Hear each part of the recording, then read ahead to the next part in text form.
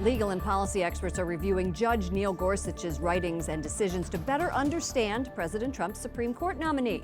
Joining us now is Hannah Smith with Beckett, a group that defends religious liberty, and Michael Keneally, a former clerk to both Justice Antonin Scalia and Judge Neil Gorsuch. Welcome to the program, both of you.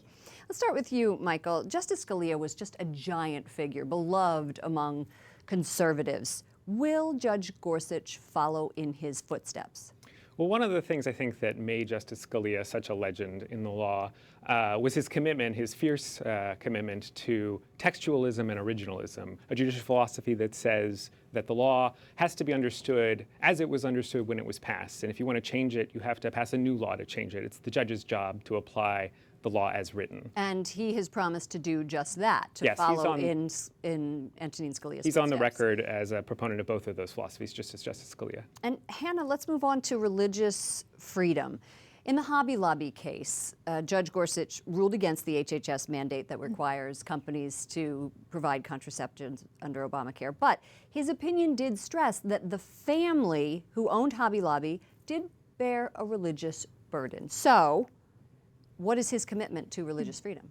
Yeah, you're exactly right. Judge Gorsuch joined the majority opinion in Hobby Lobby that found for Hobby Lobby, but he wrote separately to say the Green family also suffered a substantial burden on their religious exercise. So he was clearly on the side of Hobby Lobby in that case, and he also voted in favor of Little Sisters of the Poor in their challenge against the HHS mandate. But it's clear from his track record that he also protects the religious liberty of people of all faiths. So, for example, he found in favor of a Muslim prisoner and a Native American prisoner in their challenges to restrictions on their religious exercise while they were in prison. So it's very clear when you look back over Judge Gorsuch's opinions that he applies the law fairly to protect the religious exercise for people of all faiths. Judge Gorsuch is an erudite man, Marshall Scholar, Truman Scholar, studied at Oxford under John Finnis, who's a legal philosopher who ultimately converted to Catholicism.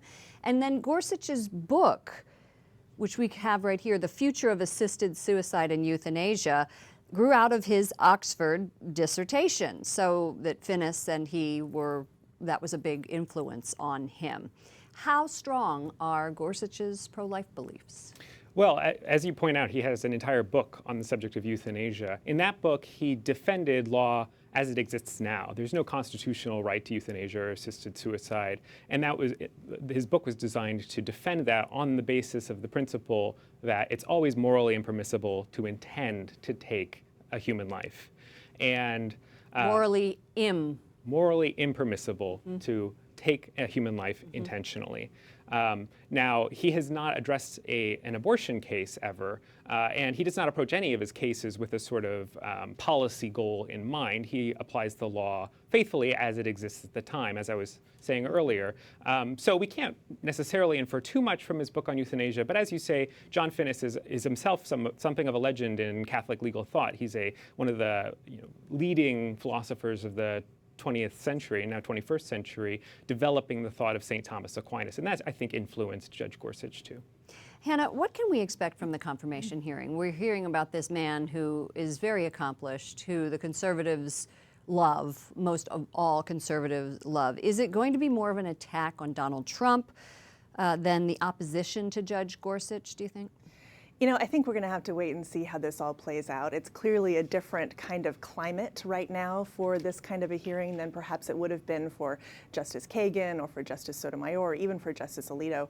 But, you know, the administration has said that they want him to be confirmed by Easter so that he can get on the bench and start hearing cases the last 2 weeks of April. So hopefully we'll see him be voted on quickly and we'll get him up on the court. And quickly, we have to go, but I know that you are probably very excited that your boss is up for a Supreme Court. Yes, okay. Definitely. There are three of us, actually, who clerked for both there you Gorsuch and Scalia, and we're all very excited. I bet you are. It raises your credibility, too. Okay, anyway, Michael Keneally, thank you so much, former Supreme Court clerk, and Hannah Smith with the Beckett. Fun.